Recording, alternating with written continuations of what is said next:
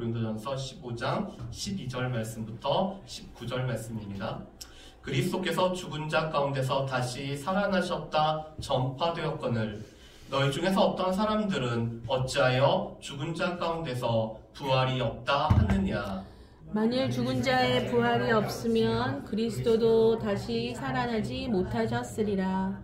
그리스도께서 만일 다시 살아나지 못하셨으면 우리가 전파하는 것도 헛것이요 또 너희 믿음도 헛것이며 또 우리가 하나님의 거짓 증인으로 발견되리니 우리가 하나님이 그리스도를 다시 살리셨다고 증언하였음이라. 만일 죽은 자가 다시 살아나는 일이 없으면 하나님이 그리스도를 다시 살리지 아니하셨으리라. 만일 죽은 자 다시 살아나는 일이 없으면 그리스도도 다시 살아나신 일이 없었을 터이요. 그리스도께서 다시 살아나신 일이 없으면 너희의 믿음도 헛되고 너희가 여전히 죄 가운데 있을 것이요. 또한 그리스도 안에서 잠자는 자도 망하였으리니 만일 그리스도 안에서 우리가 바라는 것이 다만 이 세상의 삶뿐이면 모든 사람 가운데 우리가 더욱 불쌍한 자이리라. 아멘.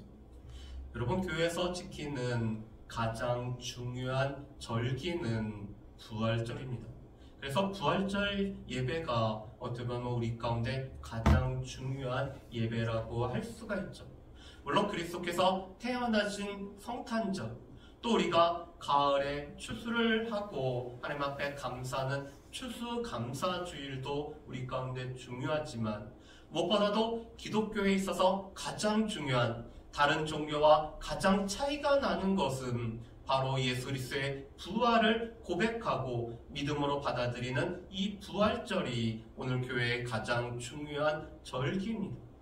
여러분, 우리가 고린도전서 15장 말씀은 특별히 예수 그리스도의 부활에 관한 말씀, 그래서 일명 부활장이라고 불려지는 말씀이 바로 이 고린도전서 15장의 말씀입니다. 특별히 사도 바울은 부활의 여러 가지 측면을 말씀하고 있는 것이 바로 이 고린도전서 15장 말씀입니다. 우리가 작년에는 고린도전서 15장 1절부터 11절 말씀을 통해서 예수 그리스도의 부활은 역사적인 사실이며 역사적인 사건임을 우리가 같이 말씀을 통해서 나누었습니다. 여러분, 예수님은 부활하셨죠. 그리고 예수님은 역사적으로 다시 죽음 가운데서 예수님은 다시 살아나셨습니다. 그렇다면 예수님이 부활하신 이 증거가 무엇이 있는지, 오늘 바울은 초대교회의 이 믿음을 통해서, 오늘 복음을 통해서 몇 가지로 그 증거를 제시합니다. 첫 번째로는 예수님은 성경대로 죽으셨고 성경대로 다시 살아나셨기 때문에 예수님의 부활은 역사적인 사실임을 말씀을 하고 있습니다. 아멘. 여러분, 예수님은 구약에서 예언하신 바대로, 예고된 바대로 예수님은 우리 죄를 위해서 십자가에서 예수님은 죽으셨습니다. 그뿐만 아니라 예수님은 성경에서 말씀하신 대로 부활하심으로 말미암아 예수님의 이 부활은 역사적인 사건임을 우리에게 제시해주고 계시죠. 두 번째로는 예수님의 무덤이 비어있다라는 사실이 예수님이 부활하셨음을 나타내고 있습니다. 여러분, 이 땅에는 모든 사람이 죽음을 비껴나갈 수 없기 때문에, 한 번 죽는 것은 모든 사람에게 정해진 바이기 때문에 우리에게는 죽음이 다 찾아옵니다. 그리고 우리의 죽음의 증거는 무덤을 통해서 나타나죠. 그렇지만 예수님을 장사 지냈던 이 무덤은 비어있을 뿐만 아니라 예수님의 이 수인 세마포가 한쪽 편에 개어져 있었습니다. 여러분, 지금과 다르게 예수님 당시에 수인은 미라와 같이 몸을 이렇게 칭칭 돌려매는 이런 형태의 수의를 입힙니다. 그렇기 때문에 요한복음 11장 말씀을 보면은 죽은 나사로를 예수님이 살리시고 그를 풀어서 자유하게 돌아다닐 수 있도록 명하시는 모습을 보게 됩니다. 그런데 예수님이 누우셨던 이 무덤은 비어있을 뿐만 아니라 예수님의 입혔던 수의가 한쪽 편에 개어져 있음으로 말미암아 예수님은 부활하셨다라는 것이 증명이 되고 있죠. 세 번째로는 무엇보다도 수많은 목격자가 있다라는 것입니다. 베드로를 비롯한 예수님의 제자들이 부활하신 예수님을 친히 목격을 했습니다. 또한 여자들이 예수님의 부활을 목격했죠.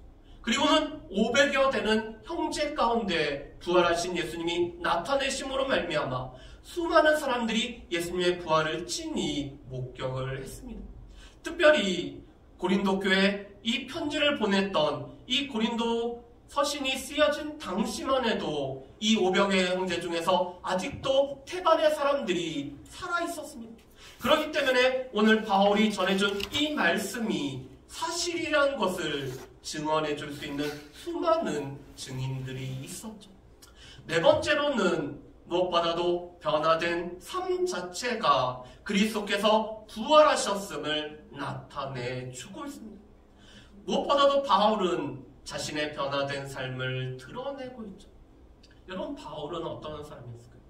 바울은 바리새인일 뿐만 아니라 하나님 앞에 열심히 있던 사람이었습니다.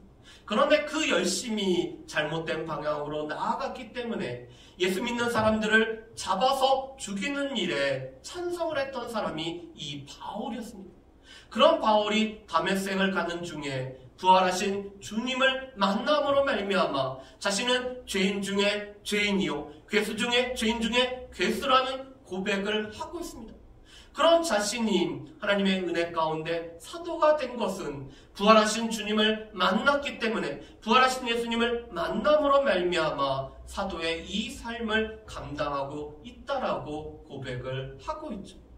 여러분, 예수님을 만난 사람들의 삶의 변화, 무엇보다도 이 자신의 이 삶의 목적과 삶의 소망과 이 삶의 모든 부분들이 바뀌어진 것은 예수님이 부활하셨기 때문에, 그 부활하신 주님을 만났기 때문에 나타나는 변화입니다. 그래서 무엇보다도 성경대로 예수님이 죽으시고 부활하셨고, 또한 예수님의 무덤이 비어 있었고, 예수님의 이 부활을 친히 많은 사람들이 목격했을 뿐만 아니라 예수님의 부활을 접한, 부활하신 예수님을 만난 사람들의 삶의 변화는 예수님의 부활이 역사적인 사건일 뿐만 아니라 사실임을 우리 가운데 증거를 해주고 있습니다. 여러분, 그런데 이것을 우리가 믿어야 되죠. 우리 요한복음 11장 말씀에 예수님께서 나는 부활이요 생명이니 나를 믿는 자는 살겠고 나를 믿는 자는 죽어도 살겠고 살아서 믿는 자는 영원히 살리라고 말씀을 합니다. 그러면서 우리에게 물어보시죠. 내가 이것을 믿느냐? 우리는 예수님의 역사적인 부활을 믿는지 우리의 입으로 고백을 해야 되는 사람들이 우리입니다.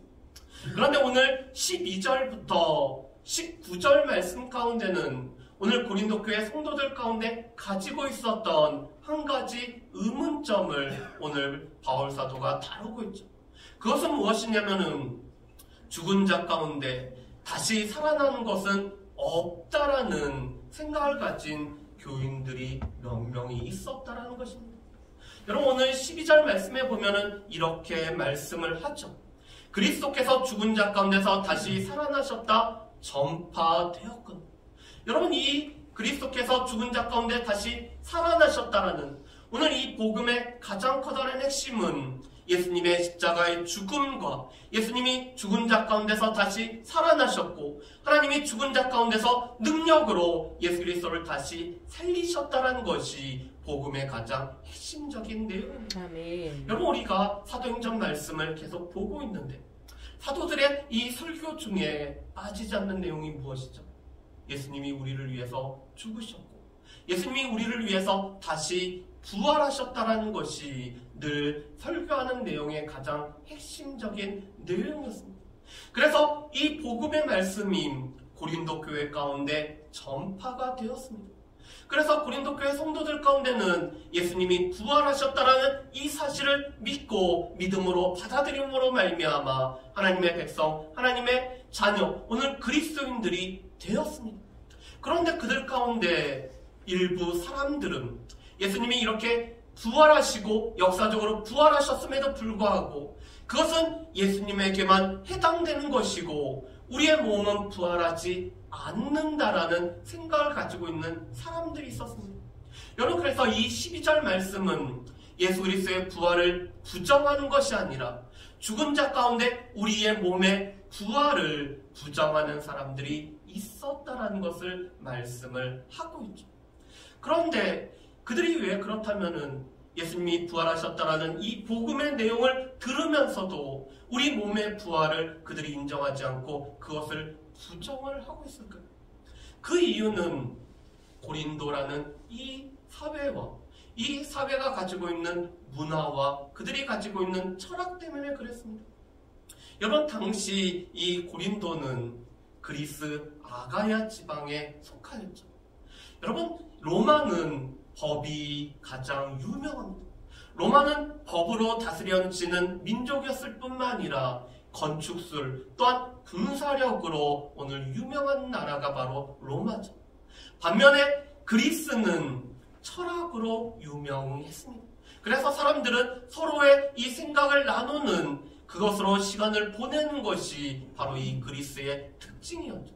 그런데 이 그리스 철학의 영향으로 말미암아 오늘 죽음 이후에 세계가 없다. 오늘 죽음으로 모든 것이 끝나고 죽음 다음에는 어둠이 임한다라는 것이 바로 당시 그리스 철학자들이 주장했던 바였습니다.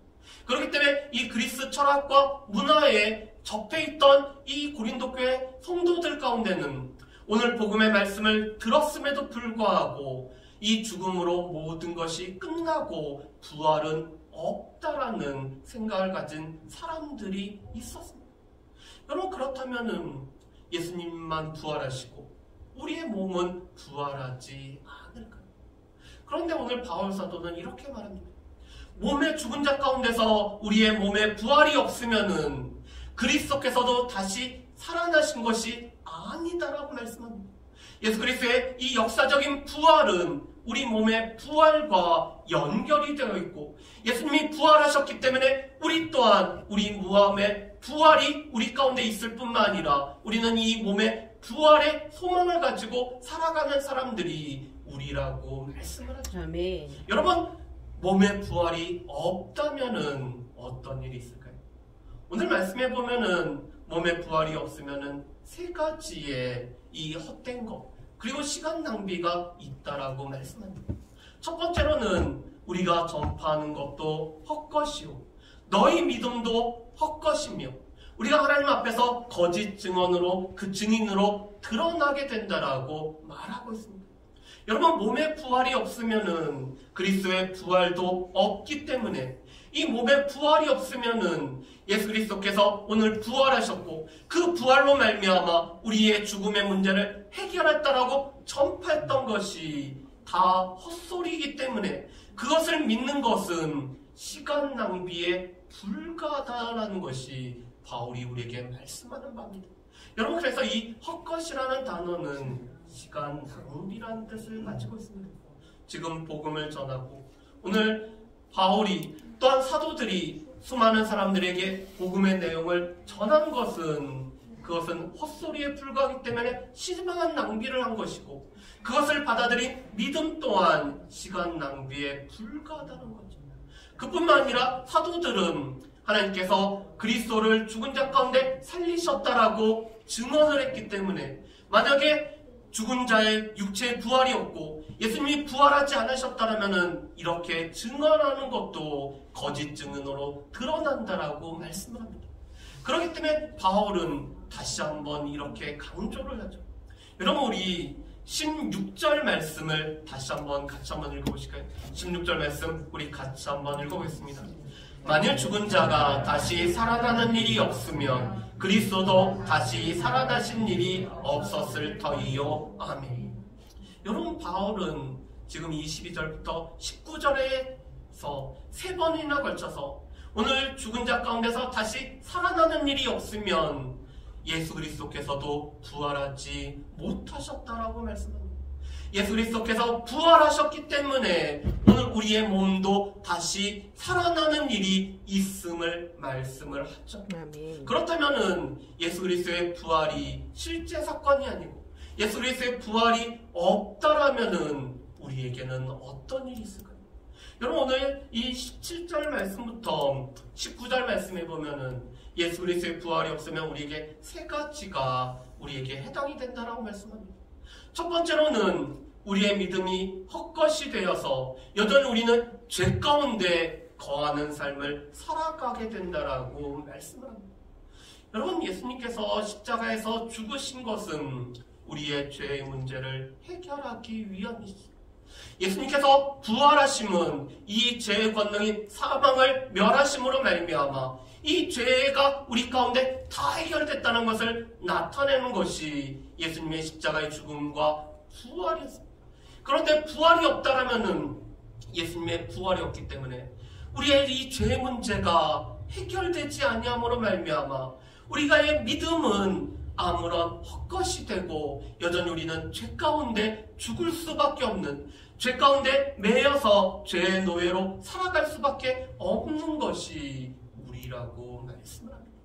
예수님이 부활하셨기 때문에 이 죄의 문제가 완전히 해결되어져서 죄가 더 이상 우리 가운데 역사하지 못하게 하는 것은 예수님이 부활하심으로 우리에게 주어진 결과였습니다. 두 번째로는 오늘 그리스도 안에서 자는 자들은 망하게 된다라고 말씀합니다. 여러분 이미 그리스도 안에서 하나님의 부름을 받아서 오늘 자는 자들이 있었습니다.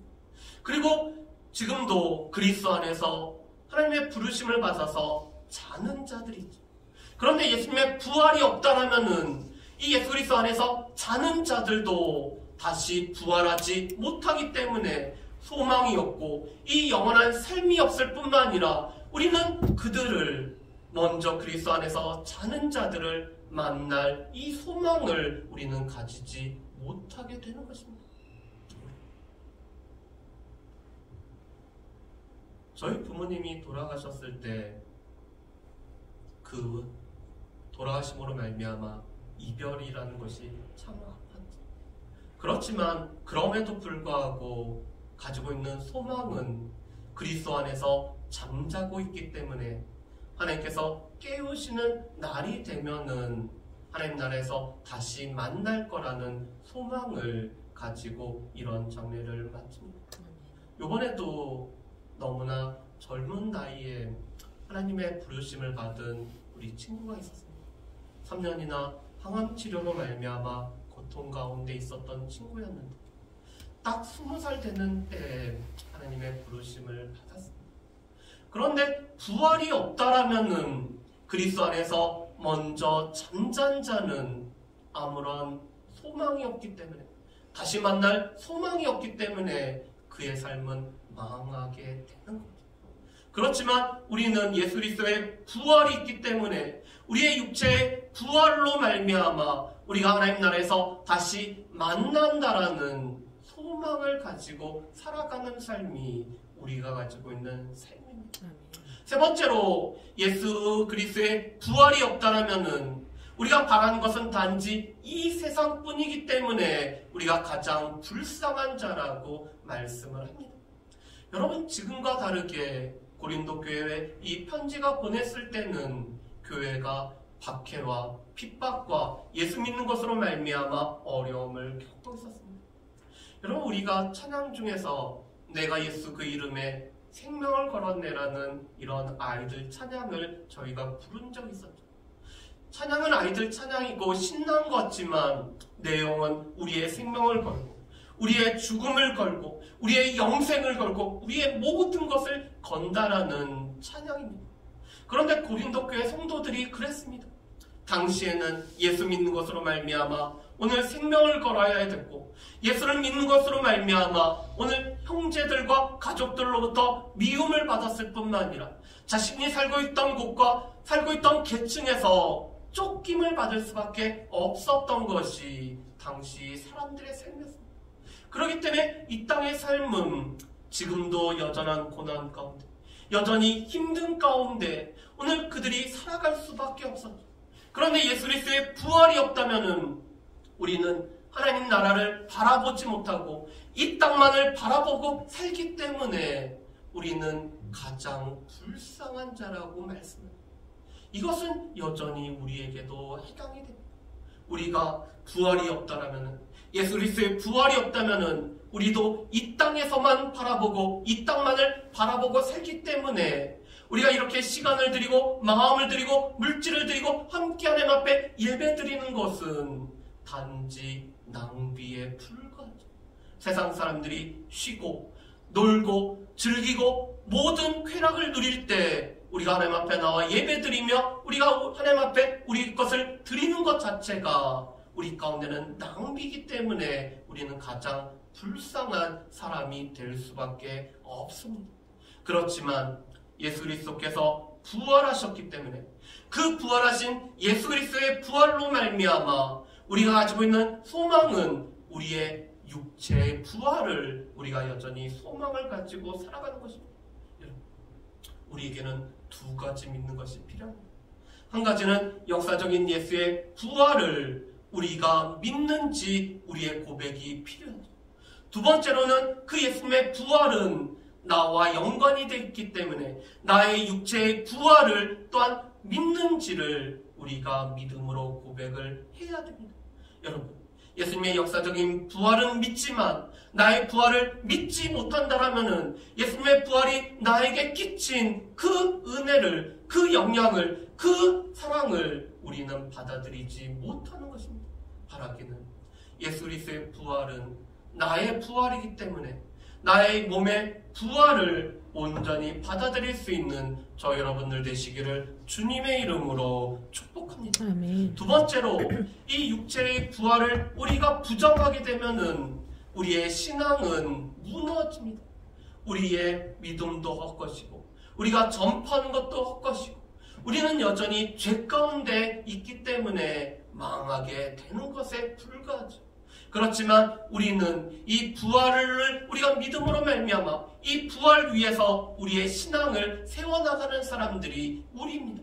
세 번째로는 예수님의 십자가의 죽음과 부활로 말미암아 죄와 죽음으로부터 자유케 되고 이 죄와 죽음이 더 이상 우리 가운데 역사하지 못하는 삶을 우리는 살아가는 것이 바로 예수 그리스도의 죽으심과 부활 때문에 우리에게 주어지는 축복입니다. 바라기는 그리스도의 부활로 말미암아 또한 죄로부터 이 죽음으로부터 자유할 뿐만 아니라 하나님 나라에서 또한 우리 믿는 자들 또 먼저 주 안에서 하나님의 부르심을 받은 자들과 함께 만날 것을 소망으로 갖고 살아가는 저 여러분들 되시기를 주의 이름으로 축복합니다. 아멘. 마지막으로 부활이 있기 때문에 우리가 예수를 위해서 복음을 위해서 살아가는 것이 우리 가운데는 기쁨일 뿐만 아니라 영광이고 우리에게는 상으로 다가옵니다. 무엇보다도 우리는 예수를 위해 부활하신 부활로 인해서 예수를 위해서 복음 위에 살아갈 수 있는 저 여러분들 되시기를 주님의 이름으로 축복합니다. 아멘. 기도하겠습니다.